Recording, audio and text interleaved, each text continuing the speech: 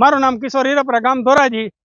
અતિવૃષ્ટિને કારણે ખેડૂતોને ચોમાસુ પાકમાં નુકસાની ગઈ છે અને ચોમાસુ પાકમાં કપાસ, મગફળી, સોયાબીન જેવા પાકો ફેલ થયા છે, જેથી કરીને ખેડૂતોને મુશ્કેલીનો સામનો કરવો પડ્યો છે. અને અત્યારે નવું વાવેતર કરવાનું છે શિયાળુ પાકમાં, તો ખાતર મળતું નથી.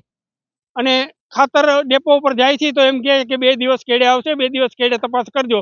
2 દિવસ કેળે જાય તો કે હજી આવ્યું નથી, હજી 2 દિવસ કેળે તપાસ કરજો. વાર ધક્કા ખાવા છતાં પણ ખાતર મળતું નથી. અને આવે છે તો પણ ખેડૂતોને લાઈનમાં ઊભું રહેવું પડે છે, તોય ખાતર મળતું નથી. અને ખાતરના કારણે ખેડૂતો વાવેતર કરી શકતા નથી, જેથી કરીને ખેડૂતોને વાવેતરમાં લેટ થાય છે. અને ખેડૂતોને વાવેતરમાં લેટ થાય એટલે ઉત્પાદન ઓછું મળવા, જેના કારણે ખેડૂતોને પારાવાર નુકસાની ભોગવવી પડે. હવે મારું સરકારને વિનંતી છે કે આ ખાતરની ઘટ છે એ વહેલીસર પૂરી કરે અને ખેડૂતોને ખાતર આસાનીથી મળે એવું કરે. મારું નામ વસંતભાઈ પટેલ, ગામ ધોરાજી. અત્યારે અમારે મુખ્ય સમસ્યા છે ખાતરની. NPK કે DAP મળતું નથી. હવે અમારે સરકારશ્રીને વિનંતી છે કે અમને વહેલી તકે NPK DAP ખાતર મળે એવું કરો. અમારે વાવણીનો સમય જતો રહે છે. ઘઉં, ચણા, જીરું, ડુંગળી આ તમામ વાવેતર ધાણાના કરવાના છે. અને ખેડૂતને એક તો જગતનો તાત કહેવામાં આવે છે, અને જગતનો તાત અત્યારે દુઃખી છે, નથી જીવી શકતો કે નથી મરી શકતો. અને આ સરકાર એમ કે ખેડૂત દુઃખી તો અમે દુઃખી. ભાઈ તમે શું દુઃખી છો? એસી ઓફિસમાં બેસીને તમે આરામ કરો છો.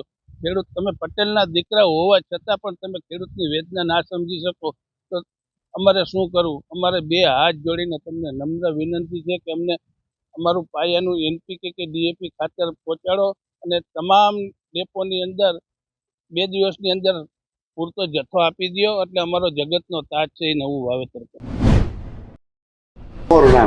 JD બાલધા, પ્રમુખ કિસાન ખેતી વિષયક સેવા સહકારી મંડળી અને ખેતી કરું છું. અત્યારે રવિ સિઝન હોય, તૈયારી શિયાળુ પાકના વાવેતર કરવાની સમય શરૂ થઈ ગયો છે, એટલે ઘઉં, ચણા, ધાણા વગેરે પાકો માટે રાસાયણિક ખાતરની પાયાના ખાતર તરીકેની જરૂરિયાત DAP કે NPK ની ખાસ જરૂરિયાત હોય. પણ વર્તમાન સમયમાં છેલ્લા લગભગ 2 મહિના થયા ધીમે શોર્ટેજ થાય છે. ને અત્યારે તો બહુ મળવું મુશ્કેલ છે ખાતર.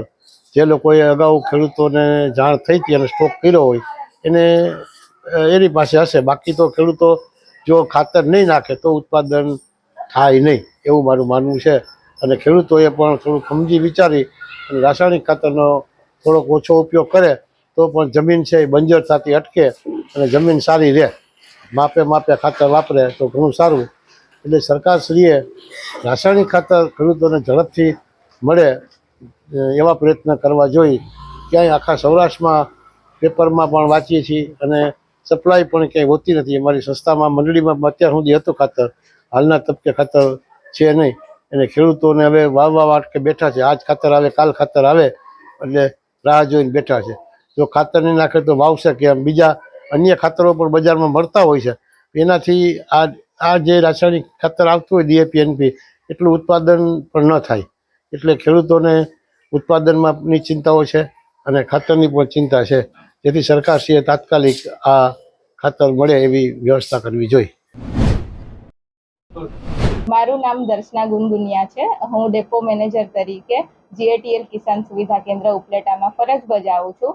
અત્યારે ધોરાજી ડેપો મારા અંડરમાં છે અને પાછલા ઘણા ટાઈમથી તમે જોઈ રહ્યા છો કે DAP ની અછત છે અને શિયાળુ વાવેતર માટે DAP પાયાના ખાતર તરીકે ખૂબ જ જરૂરી છે.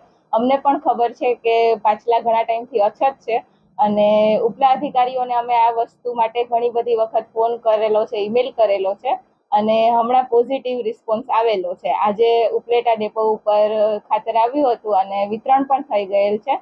તો થોડા દિવસમાં ધોરાજીમાં પણ એ રીતે ખાતર આવશે અને અમે જે રીતે જેટલો સ્ટોક આવશે એ પ્રમાણે વિતરણ કરીશું.